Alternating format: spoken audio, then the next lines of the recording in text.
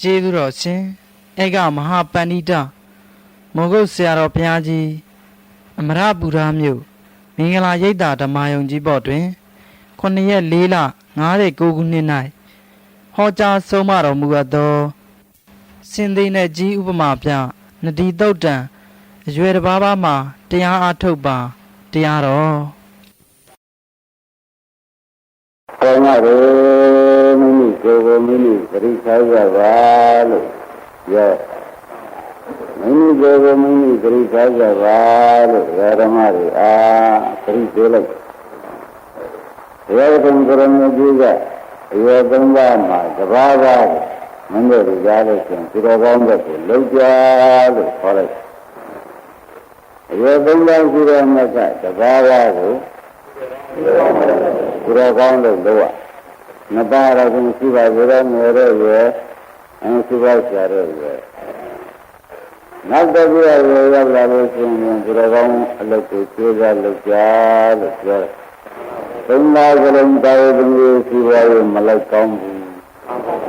သုံးပါးကလေးပါတော့မလိုက်ကောင်းဘူးဆိုတာကိုပြောလိုက်အဲ့ဒါမှအရသုံးပါးရှိတဲ့မြတ်ကသုံးပါးကိုဝေဖန်ပြီးကြလားရတ္တတို့ကကျေလို့ပြောရတ္တကံကရမေကြီးပွင့်တော်ရသည်ယာတမ်းမှာပွင့်ယာတမ်းဆိုရမျိုးတဲ့ပုဂ္ဂိုလ်တွေကြားလို့ဆိုလို့ရှိရင်သိရတ္တကံကရမေကြီးသိစဉ်နှစ်တင်မှာဝေတဲ့ပုဂ္ဂိုလ်တွေဒီအခုဆိုရဥပကာရကဥပပိရိကကံတွေမနှောက်မရှက်ဖဲနဲ့ရှိကြပါမူကားတရားသက်ရှိဘုရားလက်ထက်ကလူတွေအသက်ဘလောက်ရှိပါလိမ့်လို့မေးမနဲ့ဖြေကြ။ထုံးစံတိုင်းတရားသက်ရှိရနော်။ကံတွေဝင်မနောက်ချက်လို့ထုံးစံတိုင်းသူတန်းတိုင်းဆိုလို့ရှိရင်တရားသက်ရှိရ။ဘယ်လိုလဲဝိသမာသုတ်တာလို့ဆိုပြီးကြတာဓမ္မတွေလည်းသိကြတယ်ကျင်သုတ်တယ်လောဘဒေါသမောဟအာဟုလာတာသုတ်ချင်းကြောင်းပဲဆိုတော့လည်းသိပြီးသားပဲထားပါတော့အဲ့ဒါဘုရားပြိဋိဘံဆံသွားတာနှစ်ပေါင်းဘယ်လောက်ရှိကြလို့ဘယ်လိုရှိရင်ဖြင့်ဓမ္မတွေသိတဲ့အတိုင်းပဲ2500ကျော်သွားပြီဆရာမသိရဘူး2500ကျော်သွားပြီဆိုတာအာရမဓမ္မတွေသိကြတယ်2500အချိန်မှဒီတောင်းလုပ်ခဲ့ကြသေးတယ်အဲ့ဒါထုတ်တယ်အသက်တန်းထုတ်တယ်ဆိုတာလည်းမှတ်ထားကြပါဦးတရားမှာတစ်နှစ်ထုတ်ပါနှစ်တရားရှိလို့ရှိရင်တစ်နှစ်နောက်ရောအဲ့ဒါ2500ဆိုတော့နှစ်စိတ်နှုတ်ရတယ်နှုတ်ရတော့အခု95နှစ်တန်ပဲရှိ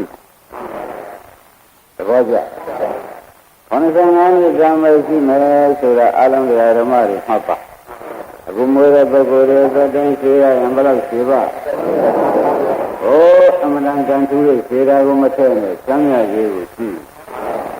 ကောင်းပြီဒါဖြင့်ဓမ္မတွေ95နှစ်တန်3ပုံပုံလိုက်ဆိုတော့အစိတ်ကြီးပေါ့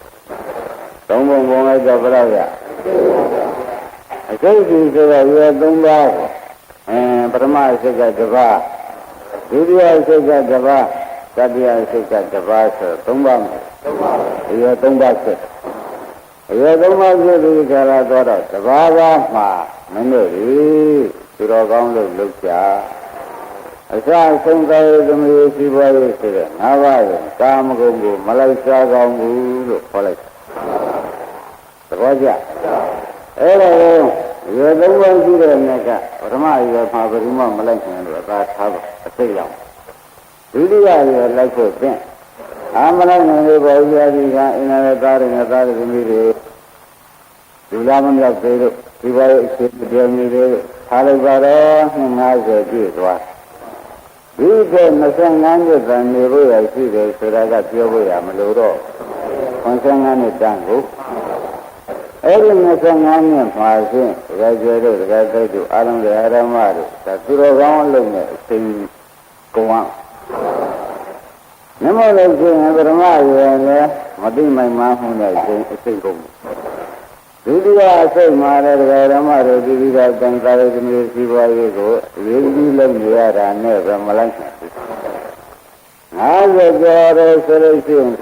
ဒါလည်းမအောင်လိုက်ပါမှ မလုံးလို့ရှိရင်ဖြင့်တရားဓမ္မတို့ဒီမြုပ်လန်းမျောလန်းဆိုတာကဖြင့်သိကြတယ်လို့မှတ်လိုက်ပါတယ်သဘောကျဒါကြောင့်ဘုရားကရေသုံးပါးသဘောကကျိုးစားဆိုတာကဓမ္မရေကျိုးစားနိုင်ကျိုးစားသိလောက်နော်အာမကျိုးစားနိုင်ဒုတိယရေကျိုးစားအာမကျိုးစားနိုင်မှုဖြင့်တတိယရေကျိုးစားပြီးအောင်ကျိုးစားဖို့ဗျာအဲ့တော့ဆင်းရဲရေဟောရလို့ရှိရင်တတိယရေကျိုးစားဖို့ကိုခွန်ကြီးကဟောရ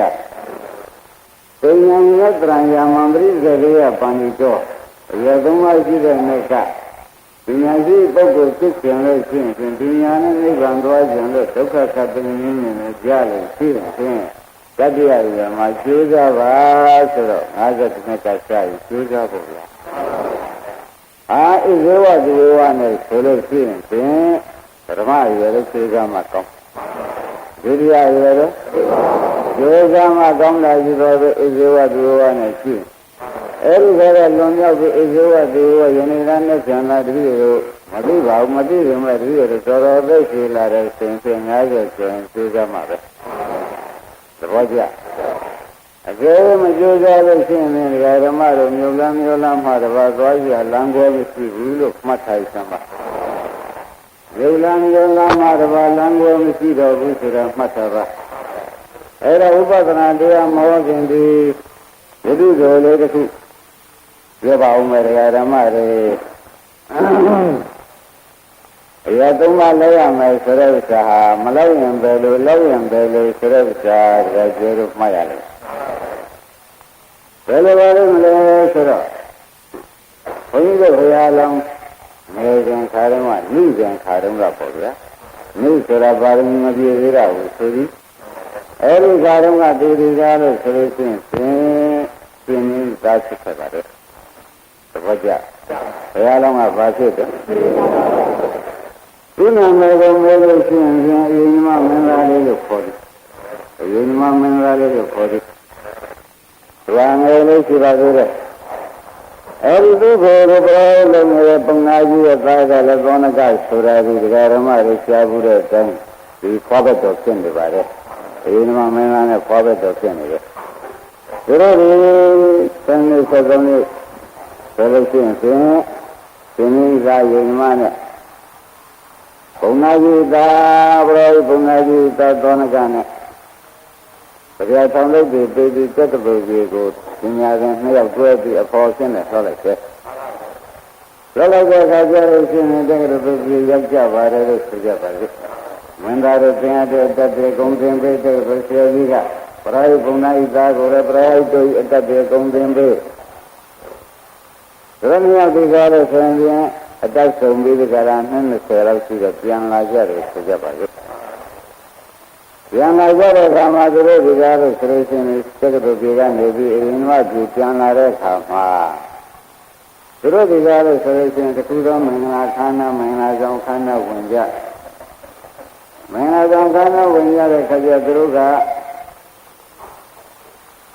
တယောက်သောပုဂ္ဂိုလ်မင်္ဂလာခန္ဓာကနေဝိသိခြင်းပဲတယောက်သောပုဂ္ဂိုလ်ဝိညာဉ်ခြင်းပဲ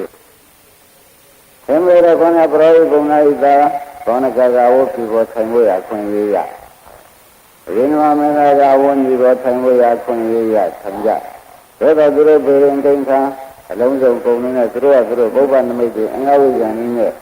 အသေးခောက်ကြည့်တဲ့အခါကျလို့ရှိရင်တယောက်သောပုဂ္ဂိုလ်ကဆွဲရလမ်းပုံမဲ့ပုဂ္ဂိုလ်အထီးဘောထိုင်နေတဲ့ပုဂ္ဂိုလ်ကတယောက်သောပုဂ္ဂိုလ်က၅ပါးယုံကာမဂုဏ်နဲ့ညှောမဲ့ပုဂ္ဂိုလ်သူတို့ကသူတို့သိထိုင်ကုန်တဲ့ရကြတယ်ဆိုရင်သူတို့နမိတ်သူတို့သိတယ်နော်ဒါနဲ့ပဲသူတို့ဒီကားလို့ရှင်မင်္ဂလာခန္ဓာမှာတဲ့ဆိုဒီညာတွေယူလာပြီးမင်္ဂလာ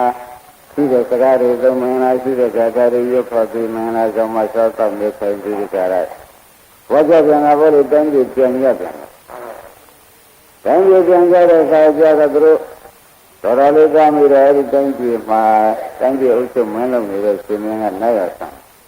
သူတို့ဘယ်မဟုတ်သေးဘူးနော်လမ်းတွေ့တယ်လမ်းတွေ့အဲဒီမှာရှင်မင်းကတားရောက်ကြမထုံးတာသမီးတယောက်တိုင်ကျန်ရတဲ့ခန္ဓာနဲ့ဆက်ဆောင်တယ်အဲဒီတိုင်းပြည်နဲ့မနည်းမွေးမှာသူကတိုင်းပြည်ပြင်မဲ့တစ်ခုသောနေရာဌာနမှာမောကြီးပန်းပြီးနားနေကြနားနေကြတဲ့အခါကျလို့ရှိရင်နှစ်ယောက်ပဲသောဏကနဲ့အေဒီမနဲ့နာ နာပြီးဒီကလည်းနေကြတာပဲဆိုတော့နာပြီးဒီကလည်းနေကြတဲ့ချိန်မှာဟိုတိုင်းပြည်ကလည်းစင်နာဆံတော်ဖွင့်ရရှိတဲ့ကိစ္စတွေပြီးဒီတိုင်းပြည်အချုပ်မင်းလောက်တဲ့ပုဂ္ဂိုလ်မရှိရင်ပြင်မတော်ဘူးမင်းလောင်းဆရာကြတဲ့ဆိုပြီးကြရရှိက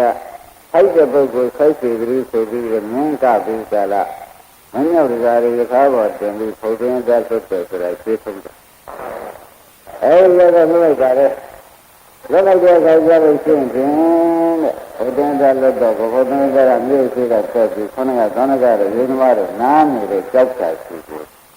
အဝေးကြီးကလည်းဥတဲ့လာခொနကဝေးပြီးတိုင်းနဲ့ဘုံနာကြီးပြိဘုံနာကြီးသားကတော့ဟိုရတာကမင်းလုံးဆရာတယ်နဲ့တူတယ်ငါဒီကားလို့ဆိုလို့ရှိရင်တဲ့သူစီကိုလာဆိုလို့ရှိရင်သူကရှင်မြန်လို့လို့ရှိရင်ငါရပေါင်းဖို့ဖြစ်နေတဲ့ပြိဘုံနာရှိရလို့ရှိရင်ငါးပါးရင်ကာမဂုဏ်နဲ့မျိုးချင်းမျိုးချင်းစက်တော့ငါသိရမှာပဲ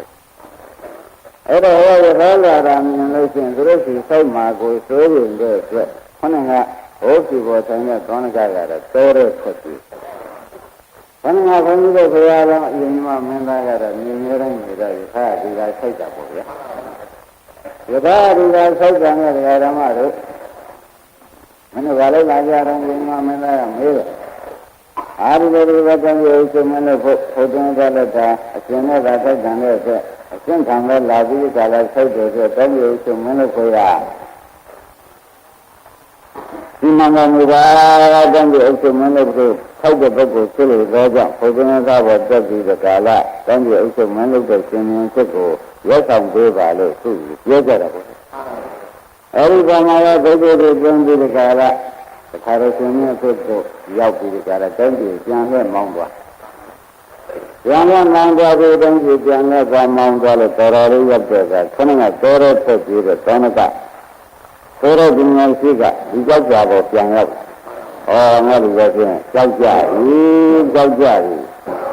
ဒါကြောင့်ရှင်ရင်တို့ကကြောက်ကြတာဘောရ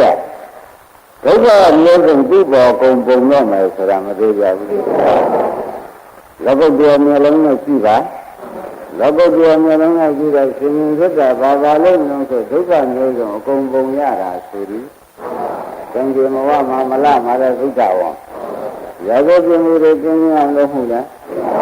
ရာဇဝပြမှုကျင်းလာလို့ရှင်းရမှလုပ်တယ်ရောသုဒ္ဓဝံပဲနာတော်ရင်းနာနဲ့ကွာလုံးစုံကုန်မောင်းပြီးတော့ရှင်အမရိကတိပြည့်စုံမှုကိုသာရဏီမေဘဝတိကလာလာလို့ဒါရီပညာသင်ကြားသူကကာရယူရမှုတွေရောအာဒုက္ခမျိုးစုံတရားကျွဲတဲ့တရားသိတဲ့သူ့ဘောကုန်ပုံတာပေါ့အဲ့ဒါခொနကကြောက်ကြပါမှာနောက်မှတက်လာတဲ့ပုဂ္ဂိုလ်မြင်ရင်ဒီကောင်းနဲ့ကြောက်ကြပြီအဲ့ဒါဆိုလွတ်တယ်ပဲဆိုပြီးကာလဥဒိကဝံပါပြီးကာလနေတော့မှာကောင်းရင်ကနောက်ကျောမှာပေါက်နေတဲ့ပြည့်စုံကသူ့ရဲ့တစ်ခုကတရားတိုက်တရားကျဲတော့အပေါ်ကြည့်ကြသူ့ပေါ်တော့ကြည့်ကြခொနကပေါ်ကြည့်ကြတယ်ကျန်တဲ့ပုဂ္ဂိုလ်ပေါ်ပေါ့ရသိကြည့်လိုက်တယ်။အော်ဘိဓါဖြစ်တဲ့ဘိဓါဆိုတာကိုယ်ခန္ဓာမှာတော့ပြင်ပဲပေါ့ဗျာ။ဘိဓါဖြစ်တဲ့ရုပ်တရားကြီးတောင်မှ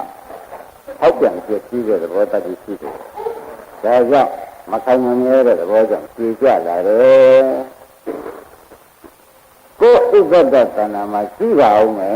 လို့ပြန်ကြည့်။ပြန်ပြီးတော့လောကကံတွေဓမ္မတွေခொနကသူ့ရဲ့ကြည်ပြီးတော့တစ်ချက်ချက်နဲ့ကြည်နေဒီမဲ့ကနမိတ်ပြီးဒီကလာအကြောင်းပြပြီးဒီကလာအတွင်းကြည့်လိုက်တာသဘောကျဒီမဲ့ကနမိတ်ကိုပြီးဒီကလာအတွင်းကြည့်လိုက်တာနဲ့အတွင်းဖြစ်ဖြစ်ကိုမြင်တယ်ဒါအဲ့ဒါကိုမြင်ပြီးဒီကလာခொနကသောနကကကြောက်ကြပါမှာဒုက္ခန္တာပေါ်ဉာဏ်လှည့်လိုက်ပါတယ်သဘောကျဘာပဲဉာဏ်လှည့်တယ်တော့မြည်ရပါလေဒီမဲ့ကသိရတဲ့မြည်ကြဒီလိုပဲရှိပဲပြတ်တယ်ဆိုတော့ဆရာကပြောတော့ဒါတိုက်တယ်မြည်ကြတယ်မြည်ကြတော့ကခန္ဓာလို့ပြောတော့ခန္ဓာရဲ့ဂုဏ်ကြီးတွေမြင်ရဉာဏ်ကစူးစိုက်သွားအဝိဇ္ဇာဘုံကမရှိတဲ့ဓမ္မဆိုဒီတိုင်းမြင်တာအဝိဇ္ဇာဘုံကိုနေလို့ရှိရင်ဘုံရဲ့ဓမ္မတွေခန္ဓာထဲမှာဘယ်တော့ကြောင်းလဲနေစေကြမှုခင်ဗျားတို့မမြင်ပါဘူးသဘောကျ ဒါပြန်ခန္ဓာဉာဏ်လို့ပါဆိုတာကိုရှင်းတတ်ပါ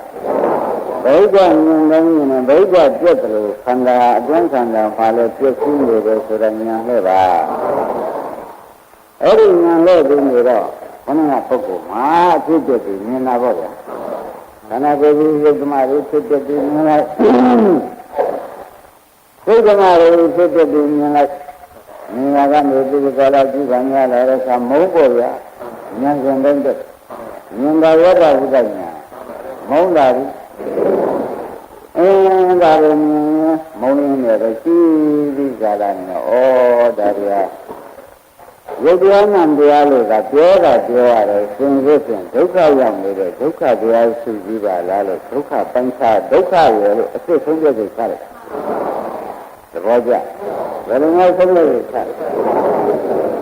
ဒုက္ခသစ္စာရယ်လို့အမှန်ဆုံးပြည့်ချတယ်ဆောရဒီမဲ့တွေနေတဲ့ပတ္တပတိမဲ့ရတာဒါနဲ့ပြန်ပြီးဆက်လို့ဒီကြလားဒီအတွင်းခန္ဓာပဲပြန်ကြည့်ပြန်တာပေါ့ဒါပဲကြည့်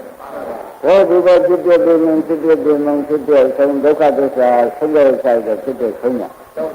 ဒီလိုနဲ့ပဲလေးမဲ့ရပြီဥစ္စေကပုဂ္ဂိုလ်ဖြစ်ဆရာမပါဘူးလို့မှတ်ပါသိမလားဆရာမပါတော့နဲ့နိဗ္ဗာန်ရတာကပြင်ဥစ္စေကပုဂ္ဂိုလ်နဲ့ဘုရားကရှိပြန်တဲ့တရားဓမ္မတွေဘယ်သူမှဆိုဒါဆရာပါမှကြည့်ရမယ်သဘောပါဆရာမပါတော့နဲ့ရတာဘယ်လိုပါလဲဣသေကဗုဒ္ဓဆိုတာရဲ့ဘုရားရဲ့ဒီမြောက်တာဆရာမပါတော့နဲ့နိဗ္ဗာန်မဖို့ရတယ်။ကျန်တဲ့ပုဂ္ဂိုလ်တွေမရနိုင်ဘူးသုံးချက်ချက်ချ။အခုဒီဘဝလေးကဖြစ်သွားတာဆရာပါသေးတယ်။ကျန်တဲ့ကသိရသတိဆရာရှိတယ်။ပြောပြမဲ့ဆရာမဟုတ်ပါဘူး။နမူနာပြတဲ့သဘောလေးအဲ့ဒီကနေခန္ဓာဉာဏ်ဆက်ပြီးယူလိုက်တာပဲ။ဒါနဲ့ရဟန်းကဖြစ်တိတိကဗုဒ္ဓဖြစ်ပြီးကြလားသွားတော့တိတိကဗုဒ္ဓရဲ့သုံးတန်တိုင်းနာမူတိုင်းသွားနေလိုက်တာပဲဘုရားရဟန်းတို့တရားရဟန်းဖြစ်တာတွေတရားကြောက်ကြနေတယ်ဆိုတာသိလားအတူတူပေါ်ကျမ်းလာကြတယ်ကတော့ဘာဖြစ်သွားကြောက်ကြ၅ပါးရင်ကာမဂုဏ်ကြီးကိုပင်ရတဲ့မျောနေတာပေါ့သဘောကျလား၅ပါးရင်ကာမဂုဏ်ကြီးကိုပင်ရတဲ့မျောနေတာအရင်ကကျောင်းလည်းမြောက်ပြီးကြလားခွင့်မြောက်သွားတာကသောနကဒီစေကဗုဒ္ဓဖြစ်သွားပြီသဘောကျအဲ့တော့ရဟန်းတွေဘုရားကိုမြည်ရမလဲလို့ပြောလို့ရှိရင်ယခုချိန်မှာချင်းသောနကလည်းမြည်ရမှာပဲဒါပြန်ဗုဒ္ဓကြည့်ပြီးဣဇဒာရပြန်ကြည့်ကြပါလို့ပြောလိုက်နော်ခန္ဓာကိုယ်ကြီးကြပူလိုက်ကြောကြအေးအပူပြောက်ပြီးအေးရောက်လာအေးပြောက်ပြီးအပူရောက်လာအေးတို့ကုန်းချုပ်အပူတွေအသက်ထပ်တို့ဒီလိုမျိုးပဲအဲ့တော့ဖောက်ပြန်ကြည့်နေတဲ့သဘောတွေမပြောလိုက်ဘူးခန္ဓာကိုယ်ရဲ့တခါလေးလှုပ်လိုက်နေနိုင်တယ်တော့မရှိဘူးလမ်းသွားကလမ်းလုံးနဲ့လှုပ်ရလိုက်တဲ့ကမြင်း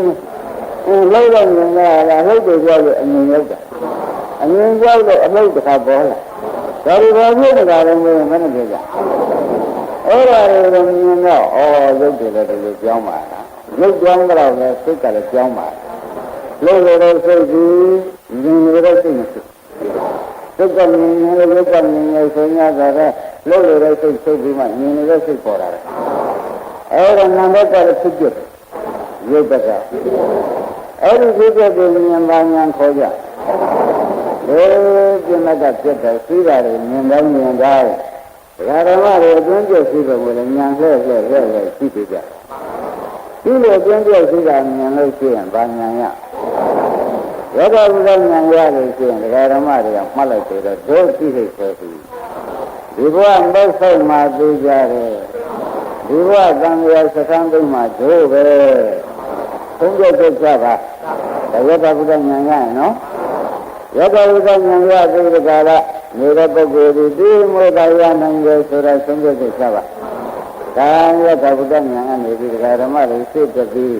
ဒီစိတ်တွေကိုပဲရင်ကြည့်ပါများမဟုတ်ဆိုတဲ့နေပင်ညာလာရမလားပဲလားအဲ့ဒီကနေပင်ညာလာပြီးဒီကလာဒကာဓမ္မတွေ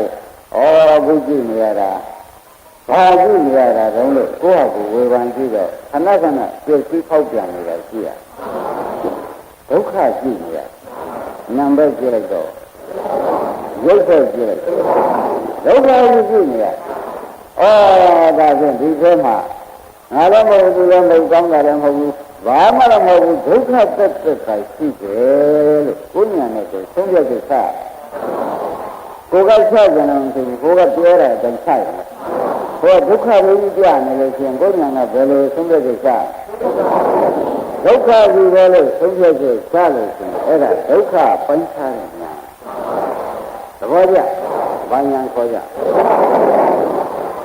ဒုက္ခပိုင်းခြားတဲ့ညာဆိုတော့ရှင်းတ်အဲဒီဒုက္ခပိုင်းခြားတဲ့ညာဟာမှတ်လိုက်ပြီတော့မညာတယ်ဒုက္ခပိုင်းခြားတဲ့ညာဒုက္ခရဲ့ပိုင်းခြားတဲ့ဒီရဒုက္ခဆုတ်တဲ့ညာမနိရောဓဆိုတော့နိဗ္ဗာန်ဝင်လာအဲ့ဒါနိဗ္ဗာန်မြင်တဲ့ညာလည်းဘာညာဒုက္ခပိုင်းခြားနေတဲ့ဒီညာနိဗ္ဗာန်မြင်တဲ့သံဃာခရီးဆိုအောင်လို့ခရီးတဲ့တဏှာတွေတတ်တာကိုသဘောကျယခုဥပ္ပရောင်လည်းမညာဒါဖြင့်မညာရဲ့အပိုင်းခြားခံရတဲ့ဒုက္ခသစ္စာရဲ့ခဏဒုက္ခဆိုလို့ပေါ်လာတဲ့နိရောဓသစ္စာရဲ့နောက်ကချုပ်တဲ့သမုဒယသစ္စာရဲ့ဆိုတော့ကြံရဲ့၄ချက်ဖြစ်မဖြစ်ဘူးလားအဲ့ဒီလိုဖြစ်သွားတာ၄ပါးလားဖြစ်တယ်ပြစ္ဆေကဘုရားဖြစ်သဘောကျအဲ့ဒီတော့ပြစ္ဆေကဘုရားဖြစ်ပြီးကာသသူနန္ဒမူလိုင်ကြကြွသွားတယ်လို့မှတ်လိုက်ဘောနကပြစ္ဆေကဘုရားဖြစ်ပြီးနန္ဒမူလိုင်ကြွသွားပြီတခါကျေရရလူကြီးလို့ဆိုရတယ်ခဏတော့ဘုရားရဲ့ကောင်းကျိုးကြည့်ပြီးတာလည်းဒီစိတ်ကပြည့်နေပြီဖြစ်ပြီးပြောမပြောရဘူးအစားရှိနေတယ်တခါကျေတဲ့လူကြီးပေါ့ဗျာကျေရတဲ့ပြည့်ကွာမပြောပါနဲ့ဒီပင်နဲ့ဆွဲရကြီးရဲ့အမလို့ဒီပင်နဲ့ဆွဲရမှာမဟုတ်ဘူးဒီပင်ကနိဗ္ဗာန်ဖို့မလို့နီးပြေးနေတာဒီပင်ကြောင့်ဆွဲနေတာရံပြည့်နေတာနဲ့ဒီလိုပဲနိဗ္ဗာန်ကိုနဲ့တရားနဲ့ရံပြည့်နေတာနဲ့ဒီလိုပဲဒီလိုဖြစ်ပြင်မအောင်လို့ခရီးပြလိုက်ပါလေနိဗ္ဗာန်ကိုပြီးမှရင်နေကြတာအိမ်နာမှာအိုရာတွေကျိုးတာတွေပြက်တာတွေသေတာတွေချွေတာတွေကျွေတာတွေ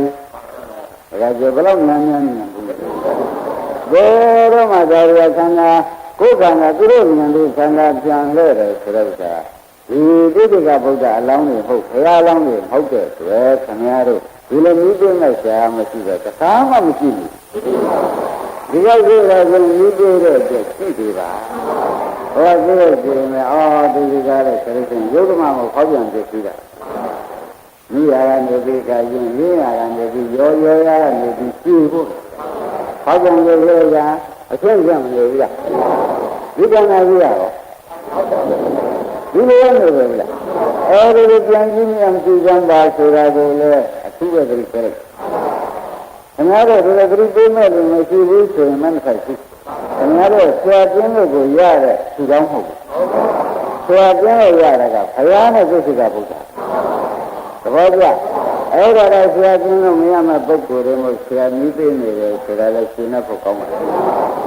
သဘောကျဒါနဲ့နာမလိုက်ကြသူတို့အဲ့ဒီသင်္ခါရကပြည့်စုံတာဘုရားပြည့်စုံတာကအရင်နဲ့ဆယ်လောက်ပေါ့ဗျာဒါနဲ့ပြစ္ဆေကဗုဒ္ဓကနိုင်ငံမှာနေမြောက်ကျွန်းတို့သံဃာစားသူ့မှာကိလေသာချုပ်ငြိမ်းရုပ်သိမ်းတော့အမတန်ဟုတ်တယ်တဲ့သူကြီးနဲ့ကျုံနေရဘာမှကြံကြမှုတောင်းတမှုဆိုတဲ့ကိလေသာအရှင်သောအနုဘောတွေကရှိသေးတယ်အမှန်ဆန်းတာပေါ့ဗျာအဲဒီဆန္ဒပိဋကလာနေတော့လေသွားသူသွားပဲလာဘောလာဘက်ကဖြစ်နေတဲ့သူအရင်ကမှသွားသတိရသူကကြောက်ကြနေတာငါမှပြန်မတင်လို့ရှိရင်တင်မဲ့လူရှိမှာပုဂ္ဂိုလ်အဲ့ဒါဘုရားလောင်းကြဘုရားလောင်းကိုကိုယ်တင်ရမှာဓမ္မတွေလွယ်တဲ့အကြောင်းမဟုတ်ပါဘူးဘုရားလောင်းကိုကိုယ်တင်ရမှာဖြစ်နေတယ်ဆိုတာဓမ္မတွေမှတ်ထားပါဒါနဲ့သူကအသက်ပြည့်ကြည့်ငါလည်း60လောက်ရှိပြီသူလည်း60ရှိလို့ဆိုရင်ဘုရားမှာချင်းပြောတော့နောက်ကသာသမီများရလောက်ပလားလို့ဘုရားနဲ့အဘိဉာဉ်နဲ့ကြည့်လိုက်သားတော်မှဒီကဦး16နှစ်လောက်ရှိနားနေတော့တွဲရမယ်ငါတရားသွားပြီးကြလားဟောရလို့ရှင်းချင်းတော်တော်နေရာကြမှာပဲဆိုမိတ်ဆွေချင်းမို့ဒါကြဲတဲ့ဒါတိုက်တဲ့ကရိယာ ဘုရားတရားဟောဖို့ပရိယ60ရှိပြီနော်20ရာသိတွေကဘုရားဖြစ်တဲ့60ရှိတဲ့ခါကျမှသူတရားရဲ့အချိန်လေးကိုဟောနေတယ်ဒီကြားဟောမယ်ဆိုရင်မောင်းထုတ်ပါရင်ညီမကရမယ်နဲ့ထင်လားငါပါရင်ကာမဂုဏ်တွေပြီးတော့မှန်တဲ့ဒီကလာပေါ့ဗျာဒါနဲ့ဒီကရှင်လောက်တဲ့ပုဂ္ဂိုလ်လည်းသားဆွဆောင်နဲ့တောင်းဒီကလာနေတာတကယ်ဆိုရင်ပရိယဩငါဘယ်လိုမျိုးရှင်ဖြစ်လာပါလိမ့်မလို့အဲ့ဒီတော့မှသိနေဒီရှင်ကပြောနေတာကိုဘယ်တော့စဖြစ်လာတာကိုပြန်မတွေးပါဘူးဘယ်သူနဲ့အတူတူလာလို့ဆိုတော့လည်းမတွေးဘူး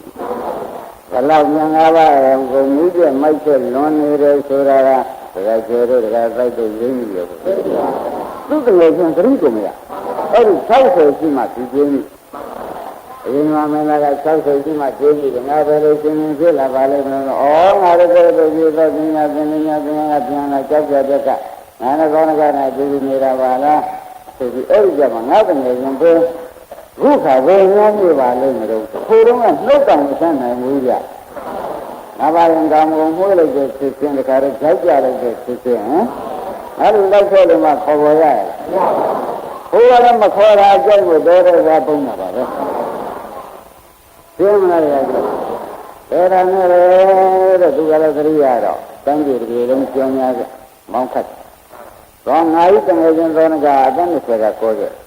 ဗရင်ဘုံနဲ့ကိုရှင်ဆုငွေပြရည်ကိုကိုယ်ရင်လက်ထက်လိုက်ပြီးပြနေတယ်ဒီတစ်ထောင်ပြီးနေဒီစာရီကျင်ညာရီကံအဲ့ဒီကံတဲ့အချိန်ကဟိုကပြေးတဲ့အချိန်နဲ့လဲတကားတော့တကားကျဲတဲ့အချိန်တိုက်ဟောပုဂ္ဂိုလ်ကလည်းတကားလဲသူတို့တိုင်းကြီးရင်မတို့တိုင်းကြီးလာပြီးဥယျာဉ်ထဲမှာသိချင်းကံလို့လာတာပေါ့ဗျာလာတဲ့ချိန်မှာခဏကဒီကျန်ညာကံတဲ့ကလေးကဒီကျန်ညာဖတ်ပြီးကြတာနေတော့အော်ငါလွန်ဆွတ်တဲ့ကြော်ညာပဲဆိုပြီးကလေးလေးမင်းပါရှင်ကြတော့အရှင်ကဗျာသူမိတ်ဆွေတင်ရရှားဖို့ရကြော်ညာကလေးမှာပဲဘယ်ဖောက်စမ်းกว่าသောနကဆိုတဲ့ပုဂ္ဂိုလ်သတင်းသိနေရင်တရားကိုယ်ရင်ကြနိုင်ရင်တစ်ထောင်နဲ့ဆိုပြီးကြတယ်ဒီကြော်ညာလေးတွေကမင်းသွားပြောကြည့်กว่าသောနကကိုသတင်းလည်းသိနိုင်ပါတယ်ဟောဒီဥယျာဉ်ထဲမှာလို့ကိုယ်တော်နဲ့မင်းလိုက်ဖို့ခိုင်းလို့ရှင်လိုက်ဖို့လည်းနားနဲ့တွေ့ပါလိမ့်မယ်အဲ့တော့မင်းထောက်တရားရမင်းသွားပြောဘယ်မှာဘုရားတော်ကပြောလိုက်တာပြောတာဆိုဒါနဲ့ဘာဒီကလာယောဂရာကလေးတွေကပြောတဲ့ကံကိုတန်းကြရလို့ပြောပြီးရှင်ကနေပေါင်းအမှန်တွေ့ကြတယ်နဲ့လာဝရီကြီးကဒီနေ့မလိုက်နိုင်တဲ့ရှင်ဆိုတော့တိုက်ပြီးရဖြစ်တယ်ကိုယ်တော်ကလည်းနာရကြတယ်နာရကြတယ်အဆောက်အဦနဲ့လောကထုံးစံနဲ့ပြောဆိုပြီးကြတာဟဲ့ဒီမှာမင်းတရားနာအောင်กว่าဘုရားကလည်းဟောတရားဟောတယ်အရာလမ်းကိုဟောတယ်နော်အရာလမ်းကိုဉာဏ်မြင်ရတယ်သံဃာပြုစုတာဘုရားကဟောတာလို့ဆိုတာမှတ်ထားလို့ကမှာနိဗ္ဗာန်မှာလာတာကနိဗ္ဗာန်မှာလာတာကနောက်မှလုံးစကားကိုပြောပေးမယ်နောက်တဲ့တော်ရောလုံးမရောအာထုပ်ကိုဆိုတာသူ့ကိုရှင်လို့ကငါတို့အစအဆုံးလောက်သာသိဆိုရင်လို့ဒါနဲ့ဟောလို့ဝါရဥမမနာသံဃာတွေတို့ရဟန်းများတို့ပြုတဲ့ငန်းကောင်းနဲ့ကြွားတဲ့ဘယ်ဆိုဘယ်ညမှမကြောက်စရာမရှိဘူးကွာဒါရဟန်းမှာသိကောင်းတာပဲအိတ်ချမ်းတာပဲဒါနဲ့ဒီလိုကဆောင်းရတယ်လို့ခေါ်တယ်ဒီလိုကောင်းတဲ့ငန်းကောင်းနဲ့နေရတဲ့ဓမ္မတော်ပြုတဲ့ဘယ်လိုလာပြီးတကောတို့ကများတွေနှိမ့်ဆက်ကြအကြောင်းရှိသေးတယ်။ဘယ်ငန်းကြောရုပ်ရုပ်တဲ့သုခါရီစတာတွေရှင်းနေတဲ့ကြောင့်ဆေကောင်းမှုဟုတ်တယ်။တကောဆိုတော့လည်းငန်းထားပုံလို့မရဘူးဆိုတော့သူကြီးကထားကြတယ်။ဒါကြောင့်ဘုရားဆန်းပါတယ်ကွာဆိုတော့ဘုရားနားတော့ထောင်းနေတယ်ယင်မကသင်္ကန်းကနားတယ်။အဲဒီလိုခေါ်တယ်။နောက်တစ်ခါတော့မသိမှာကွာတရားတော်ဆောင်ကြီးတွေနဲ့လမ်းထားတာဟုတ်တယ်မိတယ်ငါလည်းမစိုးရင်ကိုယ်ကောက်ငါလည်းမစိုးညာဘူးကွာ။မနေ့လည်းသရဘောရှိတဲ့သူသွားတဲ့ဆံသရဘောမရှိတဲ့မြတ်သရဘောဆိုတော့ကျန်လက်ခံတာပဲဒီပြင်လမ်းတော်ရှိတဲ့လမ်းတော်ကျန်တဲ့လမ်းနဲ့ဆွမ်းလက်ခံတာပဲဒီမှာဒါရင်းနဲ့ရောင်ရပြီးပြီးတာတော့ကွာကိုယ်နဲ့သူကြံရှိတာကကြီးရင်ကြီးတယ်နဲ့အင်းကြီးတယ်နဲ့သာဝတ္တမိကဆက်လို့မယ်ဆိုတော့တို့ရှိပါဘူးကွာဘယ်နဲ့အေးကြတယ်ကွာတရားတော်တရားကောင်းတယ်ရဟန်းကအမှန်အေးကြတယ်ဆိုတော့ကြောင့်ဟောဆက်သဘောကျအဲ့ဒီလိုဟောတော့ဒီနည်းက ဘုရားလုံးတွေနဲ့လည်းမှုတဲ့ဘဝဆွနေတဲ့ဒကာဓမ္မတွေရှင်ဘုရားဟောတော်မူတာတွေဟာတဲ့ဒီပြန်ပြောရဟန်းမှာကောင်းတယ်ဟောတာရဟန်းတွေပြောမကောင်းရဟန်းတွေနေချမ်းသာဖို့ဟောတာရဟန်းကောင်းတယ်ဟောတဲ့သူဘုရားနဲ့တော့ဘာမှမဆိုင်ဘူးတဲ့ဘုရားကရဟန်းလို့မဟုတ်ဘူးတဲ့ဘယ်မှာဘာလို့ဆံမလဲဘုရားကရဟန်းတယ်ပြီးတော့ဘုရားရဟန်းတွေဒီလိုကြည့်ဒီလိုကြံကောင်းတယ်ဟောတဲ့ဥစ္စာပဲတဲ့ဘုရားကရဟန်းလို့တော့ဒီဘုရားနဲ့ဘာဆိုင်ရုံးကြရောကိုရုံးနေပြီလားရှင်းလားဒီရုံးလာတော့ဆိုတော့ဘုရားရုံးလာတယ်သုံးဖို့ဘယ်ရုံးလာလဲဘုရားရုံးရုံးနေတယ်ဆိုတာမပြောကြဘူးလားဒါနဲ့ဝိသုဘဗုဒ္ဓကဆက်ဟောတယ်ဝိသုဘဗုဒ္ဓဆိုတာဘုရားကသူ့ကိုရှိတာပဲမြင်လို့ဒီဆက်တဲ့ပုဂ္ဂိုလ်ပဲဝိသုဘလေးကကိုယ်တော်ကြည့်ဆွမ်းတော်နဲ့သူ့ကြည့်ရှိတာလေရောမဖြစ်တာဝိသုဘဗုဒ္ဓဖြစ်တာဟမ်ကိုယ်ဖြစ်တဲ့ပုဂ္ဂိုလ်ကဟောတဲ့တရားကိုသူမဆောင်ဘူးပြောတယ်ဘာလို့လဲတဲ့ဒါကမဆောင်လို့ရှိရင်တရားတော်ဆက်ပြောပါဦးဘုရားမပြောတော့ဟောအစားလည်းမလို့ရေလည်းမလို့ဒီပေါ်ရှိပြီးသွားမှာပဲတက်လေးသွားမှာဒီမှာကံကောင်းကြောင်းနဲ့ခန္ဓာဘောအဲ့ဒီလိုရာကြီးကဆုံးပြီးတော့ရှိသွားတယ်လို့ရှိလိုက်တာဒီကတော့ရေရတဲ့ဆုံးပြီးများသွားတော့ဆုံးပြီးဒီဆုံးဝါကိုရောက်သွားဆုံးဝါဆိုတာကအဝဆိုတဲ့ဓမ္မတွေမှတ်ထားတယ်ဟိုဘက်ကံဒီဘက်ကံမြင်ရသေးတယ်မြင်ရသေးတယ်အဝဆိုမြင်ရသေးတယ်အလဲဆိုရင်မြင်ရတော့သဘောကျဆုံးဝါရောက်ခါရှိသေးတော့မြင်ရသေးတယ်မြင်ရတဲ့ဆုံးပြီးဘဝမျိုးသူပြန်လာဆိုလို့ရှိရင်သိသေးလို့ဆိုတော့သူ့အာသာကဒီလိုမဟုတ်ဘူးတက်လုံးကာလနဲ့ပြင်အသာဆန်းရေစားလို့ရှိရင်အသေးတော့ဒီမျိုးတော့တောင်းမှုဟုတ်ဘူးငါတော့ဘယ်လိုလဲအားကိုးလိုက်တာပဲဆိုပြီးကြတာတရားပြောတဲ့တရားကောက်တဲ့ဆိုလိုလို့ရှိသွားပြန်မလို့ရဆိုလို့ရှိပါတော့ဘယ်လိုသူစက်နေလားမစက်နေသူအာဇာနဲ့ဒီလိုလေသူဆံကနဲ့ဒီမှာငန်းကြီးကဒီသိစိတ်ကြီးနဲ့သူရင်းနေတာရင်ဒီကလာလိုက်ဒီကလာသွားလိုက်တော့သင်္ဃိအလေရောက်ပါအလေရောက်တဲ့ခါဝဲကတွေကများပြပါသဘောကျသင်္ဃိဆိုတော့ဒီလိုတက်လာတာကကြည့်ကြတော့ဝဲလက်တက်လာတာပဲအဲဒီဝဲလို့ကြတဲ့အခါသင်္ဃိဆိုတော့ငါကြီးတွေဟုတ်လားဒီကောင်းကြီးတွေမရှိဘူးလားအဲ့ဒါဒီကသင်္ဃိဘုကြီးကိုကြောက်ဆွာကြတော့ဒကာဓမ္မတို့သင်္ဃိဘုကြီးကသာပတ်ပြတယ်နဲ့လည်းကိုယ်ရည်လို့လည်းယူထဲမှာအရေးတွေကမြုပ်ကုန်တော့ဘာကြံသေးအဲ့ဒီဖတ်ပြန်လာဘူးပြီးတော့ဖတ်ပြန်ကတောင်းပြန်လိုက်ကြတယ်ကမ်းမမြင်လမ်းနောက်ပြန်လိုက်ကြဘယ်လိုဆိုပြအခုပြန်လိုက်ကြတယ်ကမ်းမမြင်လမ်းအနောက်ပြန်လိုက်ကြကြာတော့နားကြတာမရှိဒါနဲ့သူလည်းအတောင်လေးပူးလာပြီးကာလငေါ့ပြီးကာလဘယ်မှမပြန်နိုင်တော့ဒီလိုတော့ကြာဒါကလည်းဆိုရင်ငါတို့ငန်းစားတယ်သူလည်းငါတို့ငန်းအစာဟာရဖြစ်တယ်သဘောကျဘယ်လိုကြောင့်ဒီပြီးဒီသင်္ကေတပြည့်စည်တဲ့ပြည့်စည်ရပါလိမ့်မလဲလို့ပြောလို့ရှိရင်ပြန်လို့လည်းဆိုရင်မပြန်လို့ဖတ်ဘယ်လိုမှကြပြန်မလားသင်္ကေတရောက်နေတော့ပြန်လိုက်ရင်လွတ်ပါတယ်ကမ်းလို့လည်းမြင်ရသစ်ပင်လည်းမြင်ရသူနားနေတာပေါ့ဟုတ်ကဲ့လားအခုတော့ကမ်းမမြင်ငန်းကြမှာဟိုသင်္ကေတအလေရောက်မှသူအကူရဲ့ဆိုပြီးရတယ်ပိတ်ပြီးဒီငါးရင်းရဲ့စားတော့ဘုံဘာမှရှာမတွေ့တော့မှချပြန်လာပြီဗျအဲ့တော့ဒီကဆုံးဆုံးရင်းနဲ့ရောက်ဒါပေမဲ့အစဆုံးကြီးတဲ့အတွက်ဒုက္ခရောက်သင်္ကေတရဲ့အစဆုံးကြီးပြီးလိုက်သွားတဲ့အတွက်ဓမ္မတွေကြီးလိုက်ပြီးသေဘောဝင်ပြမလားဘာဖြစ်သွားလဲသေဘောဝင်ရတယ်ဆိုတာဘောကြဘယ်လိုလဲဒီလိုမှလည်းမဟုတ်ပြန်နိုင်တဲ့ဘုံရရောက်စီခါတော့မပြန်ဘူးဒါဖြင့်အခုဆိုသင်္ကေတကပြန်စီရောက်တဲ့ကြီးလို့ပဲသာသမီကုသပြည့်စုံတဲ့ယနာတွေနဲ့ဉာဏ်ကိုဆွဲပြီးသွတ်ဖို့အချိန်ပဲသဘောကျဘယ်လိုနဲ့ဉာဏ်ကိုဆွဲရသာသမီနဲ့ကုသတဲ့ယနာတွေနဲ့ဘာလို့လဲ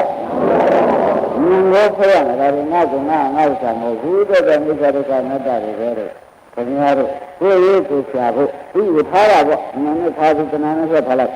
တဏှာဆက်ထားလိုက်ရှိတာတော့ရှိတာပါပဲခင်ဗျားတို့သာဘုဒ္ဓကိုရှိတာပါဉာဏ်နဲ့ဆက်ထားလိုက်တော့ဒီကိုပွားဖို့အတိကြည့်ပွားဖို့ဆိုပြီးအမိုက်ပူလာသေးရလားဒီလိုဒီကဉာဏ်ဆက်ရှင်ရောက်ပြီဆိုတာကသဘောကျကျန်တာလည်းပြောတာပဲဉာဏ်နဲ့ပြောရမယ်လို့ပြောနေပြီဟုတ်ကလားခင်ဗျားတို့ကဒီလိုငါပါမလုပ်နေတယ်နော်တခါကျသွားပြီနော်သင်္ကေတရှိရတော့နေပြီလားသင်္ကေတရောက်ပေါ်လာတယ်အမျောလာတဲ့သံပါဘူးနဲ့မြေကြီးကလည်းသံပါဘူးနဲ့ကိုယ်ကလည်းမိုက်ဆွဲနေသင်္ကေတကြီးပြည့်စုံမှမရှိလို့စီးနေရတယ်ကျုံပါဘူးနဲ့အဲ့ဒီတော့မှလန့်ပြန်ထပြန်ပြီးငါတို့ဆိုလို့ပုတ်ယူရွက်ပြီးအကုန်လုံးတော့မှထပြန်ရင်တော့ဒီကြီးလဲဒီဘောရောဒီမှာတော့လည်းငါရဲ့ဘုရားတရားသိရဘယ်သူပါလို့ညာရမ်းနာနေတာအရာလောင်းနေနဲ့ရမလည်းဒီလိုကသူပြောနေရောင်းတာပဲသဘောကျလားအခုရောင်းနေတာဒီပါလို့တရားတော်မဟုတ်ရှိဘူးဘယ်နဲ့တော့နော်အခုကြီးနိုင်နေပြရတော့ကသဘောဆိုတော့မပုတ်မရှိဘူးဒါနဲ့အရင်ကတရားနာတယ်နဲ့ပထမတရားလို့သူကပြန်တောင်းလို့လေကိုယ်နဲ့မဆိုင်ဘူးဒုတိယတရားကနာပြီးကြလာပြီးတော့သူ့စိတ်ကမဝင်စားအော်ငါဒီလိုပြရမှာလားလို့ဆိုတော့တောင်းရမလားဘူးဒါရမတွေပေါ်ရောင်းနေတယ်ဆိုတော့ဒီလိုရှင်းလို့လင်းနေပေါ့ဗျာအရင်ကဘယ်တော့မှလည်းဝါတဲ့တရားမပုတ်ဆုံးကြတော့ဘောနကဆိုတော့သိက္ခာပုဒ်ကတရားကြီးတဲ့တရားကြီးဟောတာလေတရားနှစ်ပုဒ်ရှိတယ်။နှစ်ခါပြုပြီးဆုံးရတာပဲ။သုံးခါဆုံးမှရင်ငါမရရောက်တယ်။လက်ကျော်ဒီကသုံးခါဆုံးမှရင်ပါတဲ့ငါမရရောက်လို့မဲกว่าတယ်မတော်ဘူး။တရားဓမ္မတွေသဘောပေါက်။ဒါပါဒီကဧကဝသံဃာသံဃာမိယမိဂမိသောဆိုတဲ့တော့ဒီလိုဆုံးမှနှစ်ခါတော့ဆုံးမှသုံးခါဆုံးမှတော့ကိုယ်ပြန်ပြီးကာလခင်ဗျားတို့စိတ်လန့်ထိုးလို့မယ်ဆိုတာကကျင်းဖို့လေနန်းကံလေးဒီနှစ်ခါတော့မှနန်းကံနဲ့သုံးခါပြောတဲ့လူကလူမိုက်ဆိုတာလားသုံးခါကလည်းဒီလိုဆုံးမှနဲ့သုံးခါတော့ဆုံးမှသုံးခါမဆုံးမှပါနဲ့သုံးခါဆုံးမှရင်ဆုံးမှတယ်လူကလူမိုက်သဘောကျအဲ့ဒါခင်ဗျားတို့တစ်ဖက်ပါပြောနေတယ်လို့လုံးနေတယ်ခင်ဗျားတို့တစ်ဖက်ကဘယ်ကြည့်မှမသိဘူးတဲ့ဟင်ရင်းနေကြလားတစ်ဖက်ကပြောနေတာလေဆိုတော့ဒီမိုက်ဆိုတဲ့ဘုရားပေါ်နေတယ်ဒီကိစ္စကဘုရားကနှခေါင်းသာနှစ်ခါသာဆုံးမမယ်သုံးခါဆုံးမလို့ရှိရင်ဆုံးမတယ်ကဒီမိုက်တရားနဲ့တရားကြီးတဲ့တရားနှစ်ပုဒ်ရှိပြီးဆုံးမသုံးခါဆုံးမရင်ငါမရရတော့ဒါကြောင့်ဒီကားလို့ဆိုလို့မဆုံးမတော့ဘူးပေါ့ဗျာဒါတော့မရှိကံနဲ့မဆုံးမကာယကံနဲ့ဆုံးမသဘောကျကာယကံနဲ့ဆုံးမမရှိကံဆိုတာသူပြောတရားမှုကပြီးသွားတယ်ကာယကံနဲ့သူဆုံးမအောင်ဒီကနေ့ကြောက်အောင်ပေါ့ဗျာကာယကံနဲ့ဆုံးမအောင်လဲဆိုဒီထိုင်တဲ့နေရာက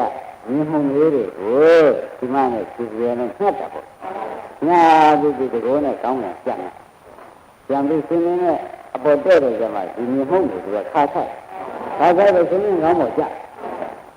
အဲ့ဒီမှာတတိယငါရှင်းနေလို့နေတာဒီကားလို့ဆိုရင်တန်းဒီအုပ်ချုပ်မင်းလို့ငါ့အတွက်ဘယ်သူမှမရှိမှကြဘူးရှင်းမုံနေငါစီရောက်ပါဘောလားဒီမှာတတိယရုံးမှုကဒီမုံနေငါစီရောက်ပြီးငါဒီလိုကသူပြောလို့တာလေကောင်းရင်တစ်ခါတစ်ပိုင်းကလာမမသွားနိုင်ဘူးသူ့မှာရှင်းစမ်းပါဦးကြွသွားပြီငါပေါ်တန်ရှင်းမုံနေချသွားတယ်ငါပြောမိုက်တာလေကြံကြည့်ရသဘောကျအဲ့ဒါဒီငါပြောမိုက်တာလားဆိုတော့ကောင်းပေါ်ဆမှဓမြမန်းသိဆိုကြတယ်ရှင်းမလားဟုတ်တယ်ဆမှလည်းဒီလိုလုပ်နေတာပဲဟုတ်ဆမှဓမြမန်းသိဆိုတော့အဲ့ဒီပုံနဲ့လာတာသဘောကျကောင်းတာပဲအဲ့ဒီလိုထုံးမလိုက်တော့မှစကားပြောတဲ့စကားပိုက်ကိုငါကိစ္စသူပြောတဲ့ညီကြီးကတော်တော်မှမခုံနိုင်မကြဘူးသူကိလေသာသူပြောတဲ့ပုဂ္ဂိုလ်မဟုတ်တဲ့အတွက်ကောင်းနေပြန်တဲ့ကလည်းသွားလိုက်တဲ့သာသူ့မှာနေရာကျတဲ့ဒီမ အစ်တရားရှိတဲ့ပုဂ္ဂိုလ်ငါတရားမရှိတဲ့ကိလေသာအလေးပတ်ကိုရောလေးနေတာပဲသူကသူယုံနေလားသူတခါလဲဘုရားလုံးကိုဆိုတော့ယုံနေတဲ့ကိစ္စနန်းတော့ပြန်လာပဲပြန်ပြီးတော့လည်းဆက်ဆံမှုဒီကရုဆိုတော့တန်နန်းတော်ဆိုပြီးကြောက်ဖက်ဆက်ရှင်းဖက်တာသိလာပြန်တော့ခဏလေးစဉ်းစားနေတယ်မဟုတ်ဘူးယုံနေကြလားရတဲ့ဓမ္မတို့တရားကအထုတ်ကြပြီတော့တရားနဲ့တရားကိုနိုင်ပါဘူးမနေ့ကပြောခဲ့တယ်ဓမ္မတို့အစာမာလို့ဖြစ်တဲ့ယုံနာနေမရှိဘူးလားအစာမာလို့ဖြစ်တဲ့ရောပူးတာတွေရောင်းတာတွေပေါ်လာတယ်ကအစာမာလို့ဖြစ်အစာမာလို့ဖြစ်တဲ့ကိုအစာမာနဲ့ပြန်ပြီးဖြေရလို့ရှိရင်သိမှအစာမာသိတဲ့စာပေါ့ဗျာသိမှတိုက်တာအစာမာနဲ့ပြန်ပြီးကြတာကုလိုက်ရင်ကြောက်မကြောက်ဒါပြန်အစာမာကြောင့်ဖြစ်တာအစာမာနဲ့ပြန်လိုက်ရင်ဘာလို့ကြောက်ခြင်းနိုင်တယ်ဆိုတော့သဘောကျဒါဖြင့်ဓမ္မတို့ဒီလိုသာပူမိကြောင့်မှားနေတာမရှိဘူးလားဒီလိုသာပူမိကြောင့်မှားနေတာတွေရှိတာလေအဲဒီလိုသာပူမိကြောင့်မှားနေတာအဲဒီလိုသာပူကိုကြောင်းစမ်းပါအောင်နိဗ္ဗာန်တဲ့လေခြင်းရဲ့အပူနဲ့ကြောင်းလိုက်ဘယ်ပူနဲ့ကြောင်းနိဗ္ဗာန်လေခြင်းရဲ့အနာနဲ့ကြောင်းလိုက်ကြောင်းလို့ရှိရင်ဒီဓမ္မတို့မတ်တော်လာလို့မတ်တော်လာလို့ရှိရင်ဒီငယ်ဆိုတာလည်းကြဒါဖြင့်အစာမာကြောင့်ဖြစ်တဲ့ဝေဒနာကိုအစာနဲ့ပြတ်ဒီလိုသာပူကြောင့်ဖြစ်တဲ့သဘောကိုဒီလိုသာပူကိုလည်းကြောက်လို့ပြောပါမယ်ကျင်းမလားဒါဖြင့်နိဗ္ဗာန်ရခြင်းလေလောကနဲ့နိဗ္ဗာန်လို့ရဆောင်ဒီလိုသာနဲ့လည်းလုံးတဲ့ခါကျတော့လုံးနေတယ်ဒီလိုသာ